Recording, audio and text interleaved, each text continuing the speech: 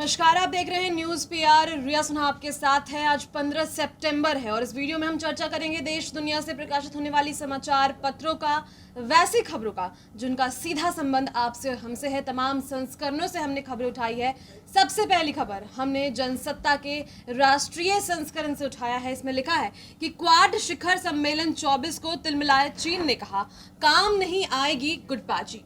चीन ने अमेरिका के राष्ट्रपति जो बाइडेन की मेजबानी में आयोजित होने वाली आगामी क्वाड शिखर सम्मेलन को लेकर कहा कि दूसरे देशों को निशाना बनाने के लिए गुटबाजी काम नहीं आएगी और इसका कोई भविष्य नहीं है। राष्ट्रपति बाइडेन वाशिंगटन में 24 सितंबर को प्रत्यक्ष तरीके से आयोजित पहले क्वाड शिखर सम्मेलन का आयोजन करेंगे।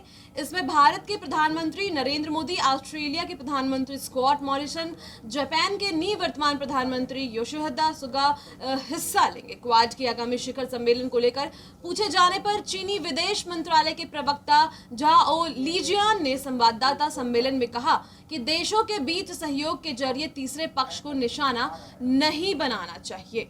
छत्तीसगढ़, बलात्कार के बाद हत्या के दोषी को फांसी की सजा। छत्तीसगढ़ के राजनांदगांव जिले की अदालत ने एक बालिका को बलात्कार के बाद हत्या के मामले में 28 वर्षीय युवक को फांसी की सजा सुनाई है। राजनांदगांव जिले के विशेष लोक अभियोजक परवेज अख्तर ने मंगलवार को यहां बताया कि सोमवार को अपर सत्र न्यायाधीश fast track special court POCSO Shailesh Sharma की अदालत ने बालिका से बलात्कार के बाद हत्या के मामले में शेखर राम को फांसी की सजा सुना दी है। कार्रवाई स्पेशल सेल यूपी एटीएस ने 6 संदिग्ध दबोचे। इनमें से 2 पाकिस्तान से प्रशिक्षण लेकर लौटे। दिल्ली यूपी में आतंकियों के नेटवर्क का भांडाफोड़ हुआ है। दिल्ली पुलिस की स्पेशल सेल और यूपी एटीएस ने पाकिस्तान समर्थित एक बड़े आतंकी मॉड्यूल का भांडाफोड़ किया है और 10 शहरों में छापेमारी कर 6 संदिग्धों को गिरफ्तार किया है। इनमें से 2 पाकिस्तान खुफिया एजेंसी आईएसआई से प्रशिक्षण लेकर लौटे हैं। पूछताछ में पता चला कि लोग दिल्ली समेत कई शहरों में एक साथ हमले के फिराक में थे। दिल्ली पुलिस की anti terror unit special cell के स्पेशल कमिश्नर नीरज ठाकुर ने बताया कि खुफिया एजेंसियों से इनपुट के बाद कई राज्यों में ऑपरेशन चलाया गया और राजस्थान के कोटा से मुंबई निवासी जान मोहम्मद शेख उर्फ समीर कालिया को धर दबोचा गया है। थोक महंगाई अगस्त में बढ़कर 11.39% पहुंची। खुदरा महंगाई में राहत के एक दिन बाद थोक महंगाई ने झटका दे दिया। यह अगस्त में बढ़कर 11.39% हो गई है। जुलाई में यह आंकड़ा 11.16% और अगस्त 2020 में 0.41% था। उससे पहले थोक महंगाई लगातार 2 महीने घटी थी। हालांकि खाद्य पदार्थों की कीमतों में नरमी आई है। महंगाई की वजह क्या है? तो वाणिज्य और उद्योग मंत्रालय ने मंगलवार को बयान में कहा कि महंगाई की वजह गत वर्ष अगस्त के मुकाबले गैर खाद्य वस्तुओं, खनिज तेलों, कच्चे तेल एवं गैस आदि की कीमतों में हुई वृद्धि है। लोजपा सांसद प्रिंस पर दुष्कर्म का केस। बिहार के समस्तीपुर से लोक जनशक्ति पार्टी के सांसद व चिराग पासवान के चचेरे भाई प्रिंस राज पासवान की मुश्किलें बढ़ गई है। प्रिंस के खिलाफ दिल्ली के कनॉट प्लेस थाने में दुष्कर्म का केस दर्ज किया गया। यह एफआईआर पुलिस ने अदालत के आदेश पर दर्ज की गई है। युवती के आरोप लगाया है कि मार्च 2020 में पहली बार सांसद ने उन्हें वेस्टर्न कोर्ट में बुलाकर नशीला पदार्थ पिलाकर दुष्कर्म किया। इस बारे में युवती ने 3 महीने पहले प्रिंस के खिलाफ कनॉट प्लेस थाने में शिकायत दी थी। शिकायत की जांच के बाद पुलिस द्वारा एफआईआर दर्ज नहीं करने पर युवती ने अदालत पर दरवाजा खटखटाया था। अदालत के आदेश पर पुलिस ने दुष्कर्म का मामला दर्ज कर लिया है। सार्वभौमिक टीकाकरण कार्यक्रम पोलियो टीके की आपूर्ति करेगा सीरम इंस्टीट्यूट ऑफ इंडिया। इस महीने से सार्वभौमिक टीकाकरण कार्यक्रम के लिए केंद्र सरकार को पोलियो टीके आईवीपीवी को आपूर्ति शुरू करने के साथ ऐसा करने वाली पहली स्वदेशी कंपनी बन जाएगी। आधिकारिक सूत्रों ने मंगलवार को यह जानकारी साझा की है। सिकंजा अभियंता के यहां मिले 15 लाख व 34 लाख के गहने। पथ निर्माण विभाग के कार्यपालक अभियंता कांतय कुमार के खिलाफ आय से अधिक संपत्ति मामले में मंगलवार को कार्रवाई की गई।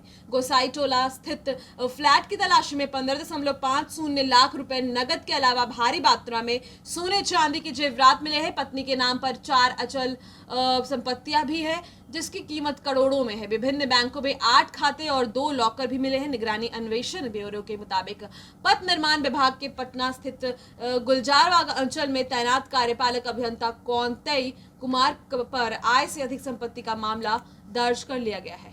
एनएमसीएच में वायरल बुखार से 3 बच्चों की मृत्यु। नालंदा मेडिकल कॉलेज अस्पताल के शिशु रोग विभाग में 24 घंटे के भीतर वायरल बुखार से पीड़ित 8 बच्चों को भर्ती किया गया। इनमें 3 बच्चों की मृत्यु हो गई। हालांकि मंगलवार को आउटडोर से केवल 1 मरीज को भर्ती किया गया। जिन बच्चों की मौत हुई है उनमें बेओर अखाड़ा पटना के 1 साल के बच्चे को परिजनों ने 12 सितंबर को भर्ती कराया था। उसकी मौत मंगलवार की सुबह हो गई। वही वैशाली जिले के सराय के 2.5 महीने बच्चे की भी मौत इलाज के दौरान सोमवार की रात को हो गई।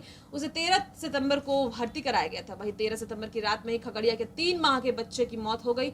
इलाज के दौरान उसे 10 सितंबर को भर्ती कराया गया था। जेईई मेंस में बिहार के वैभव को 100% आए। शिक्षा मंत्रालय के अधिकारियों ने मंगलवार आधी रात को कहा कि इस साल इंजीनियर प्रवेश परीक्षा जेईई मेन में कुल 44 उम्मीदवारों को 100% हासिल हुआ है किए हैं, जबकि 18 उम्मीदवारों ने शीर्ष स्थान हासिल किया है। प्रथम रैंक धारकों में गौरव दास, वैभव विशाल, दुग्गनुनी, वेंकट फनीश आंध्र प्रदेश, अंशुल वर्मा और मृदुल अग्रवाल राजस्थान, रुचिर बंसल और काव्या चोपड़ा दिल्ली, अमया सिंघल और पाल शामिल है। पहला चरण फरवरी में और दूसरा मार्च में आयोजित किया गया था। छात्रों का हंगामा, पहले दिन कम हुआ दाखिला। पटना विश्वविद्यालय में स्नातक, बीए, बीएससी, बीकॉम और वोकेशनल में नामांकन की प्रक्रिया मंगलवार से शुरू हो गई। पहले दिन काउंसलिंग कराने के बाद 150 छात्रों ने नामांकन कराया।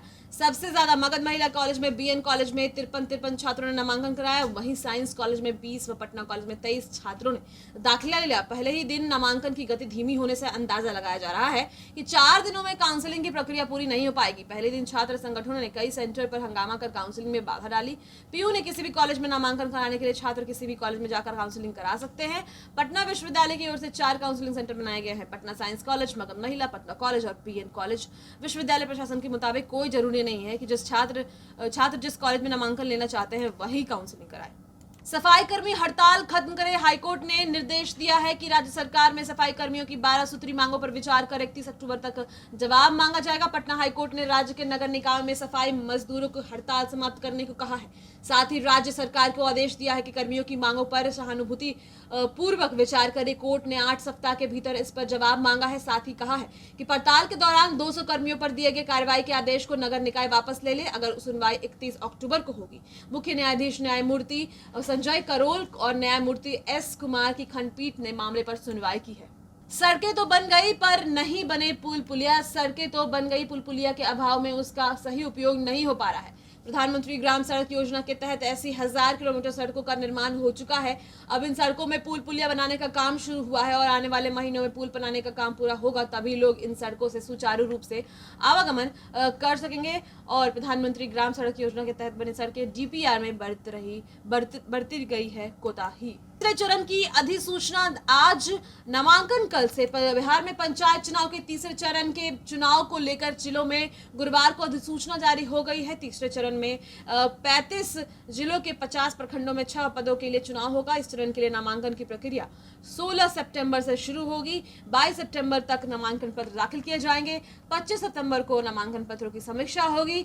27 तक नामांकन पत्र वापस लिए जा सकेंगे और उसी दिन प्रत्याशियों के प्रति चिन्ह का आवंटन किया जाएगा। 8 अक्टूबर को मतदान होगा। तीसरे चरण में पटना के नौबतपुर, विक्रम, बक्सर के डुमराव, रोहतास के कराकट और तमाम और भी विभिन्न प्रखंडों में चुनाव होना है। बिहार के 35 जिलों में डायलिसिस की सुविधा शुरू की गई है। बिहार के 35 जिलों में मरीजों को डायलिसिस की सुविधा उपलब्ध कराई गई है। वर्तमान में सहरसा, जहानाबाद व कटिहार में डायलिसिस की सुविधा उपलब्ध कराने की प्रक्रिया जारी है। इसके लिए इन जिलों में सिविल वर्क एवं डायलिसिस मशीन की स्थापना की जा रही है। डायलिसिस की सुविधा स्वास्थ्य विभाग द्वारा पब्लिक प्राइवेट पार्टनरशिप माध्यम से शुरू की गई। ज्ञात हो कि स्वास्थ्य विभाग ने सभी जिलों के जिला अस्पतालों और जिन जिलों में मेडिकल कॉलेज अस्पताल है वहां डायलिसिस की सुविधा उपलब्ध कराने का निर्णय लिया है। तो तमाम खबरों में आज इतना ही। और भी खबरों के लिए न्यूज़ पीआर के साथ आज दिन भर बने रहे। बहुत बहुत शुक्रिया।